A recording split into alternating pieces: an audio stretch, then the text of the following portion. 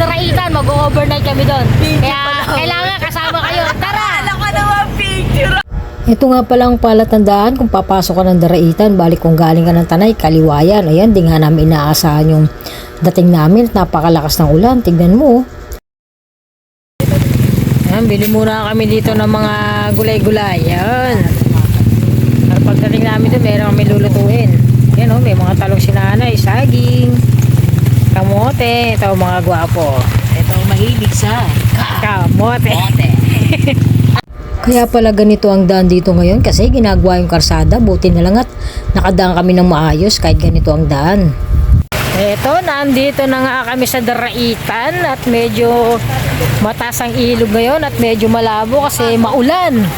Yan, kaya hindi makakatawid yung aming sasakyan. Mo, ayun oh. Nagraragasado no. Ayun oh, lakas. Pero tuloy pa rin kami. Gusto namin to eh. Ang ganda ng pag dun sa taas oh. Wag na sanang lumakas yung ulan ng malakas sa malakas. Yun oh. Tatawid na yung aming mga gamit sa bangka. First time ko nga lang palang makarating dito at hindi ko akalain na ganito ang aking aabutan. Tignan mo ang mga tao sumasakay sa bangka. Pati mga gamit oh, yan oh, rep, bit-bit ni kuya. Pati nga tricycle at motor sinasakay din sa bangka para makatawid. Kapag tao lang pala ang tatawid sa bangka, ang bayad ay 15 pesos. Pero pag gusto mong isama ang motor mo, tatawid ka 50 pesos pero balikan na rin yun. May tulay pala talaga na nakalagay dito na tawiran. Tinatanggal lang nila kapag malakas ang alon o di kaya masama ang panahon. At pag okay na, binabalik down nila. Ay ito, sasakay na nga kami. Ay, saan ba tayo kuya? Para nakatakot naman to. Ang lakas ng alon, no? lakas ng alon eh. Kuya, kaya ba tayo lahat? Kuya? Saan si kuya? Kaya yan? Oh, naanda na kami! Yan o, lalalas dito. Ano po? Alas do. Nakakapit ako kay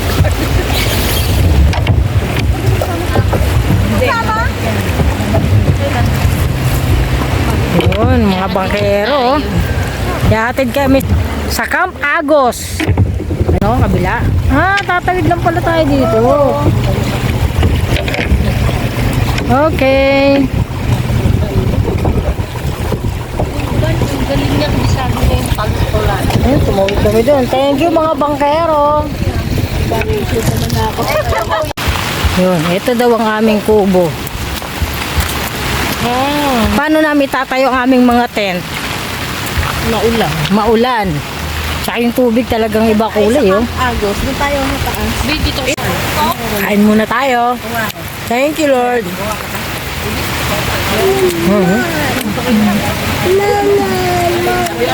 Wala pa tayong baso.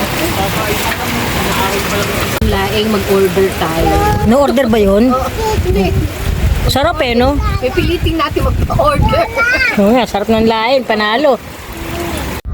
Eto nga pala ang Camp Agos, ayun. Kaya kung mapupunta ka ng Daraitan, eto ang hanapin mo. Sigurado mag-e-enjoy kayo dahil napakaganda ng kubo dito.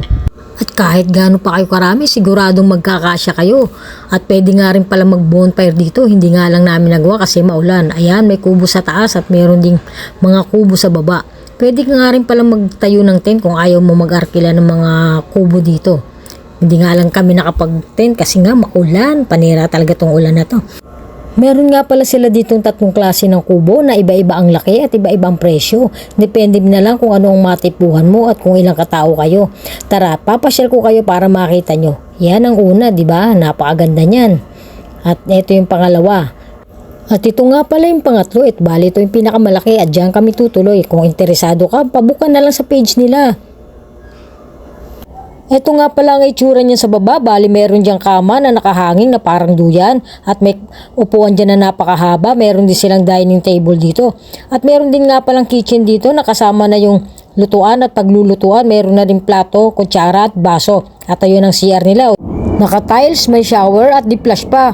O diba yayamanin? O dito naman tayo sa taas. Akyatin natin para makita nyo ang kabuuan nito. Wow, ang ganda dito. Yun, oh. Tapos may duyan-duyan pa rito. Tapos may higaan dito sa labas. Saka dito, ilan tong kama dito. Kahit ilan kayo pala dito, pwede oh. Maganda, magkano kaya? At may ventilador pa oh. Tayong dalawang bag, di ba? Yan, pang-iyaw. Nagre-ready na oh. Doon ka nakalolo. Dalawang ganito. Dala kami speaker dito. Para masaya tayo mamaya. Yan. Isang pakulo. Para mapakulong ko na yung ano kamote. Dalawang ko. Talaga pag dito lasing. Ay, ito. Yan, si Ate Tess ang nag-prepare ng aming inihaw. Yan oh. Sarap niyan mamaya oh. Sarap nga eh. So, mag-partner oh. Gumagawa ng barbecue.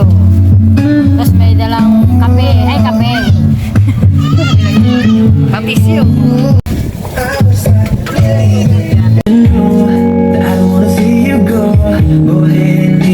Taga-ihaw, napapasayo na lang.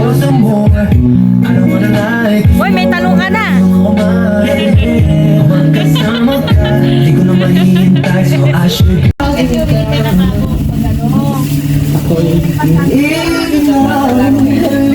Kain na! Uy, sabay salamat! Kain na! Tara, kain tayo. Thank you, Lord. Masarap talagang kumain kapag sama-sama, di ba? Siyempre, pagkatapos kumain, kailangan medyo may konting pampainit. Yun, may inuman at siyempre, kwentuhan na walang kabuluhan kahit magdamagan. Buti na lang may mga dala kaming sounds dito. Talagang nag-enjoy kami ng magdamag. Tara, may iba namin kasama. Yan na. Ang dami nilang sakay dun sa isang bangka, oh. Ito yung ganitong bangka, 24 hours naman ito dito pagpunta kayo sa Daraitan. Yun. Yan, uwi na kami guys. Ayan, nag-overnight lang kami dito sa Daraitan. Hindi kami nakaligo. Ang itim ng yung tubig. Gawa ng umulan kahapon. No? Punta kayo dito, dito sa Camp, ano ba tayo? Agos, yun. Napakaganda dito, murang-mura lang. Thank you for watching. God bless!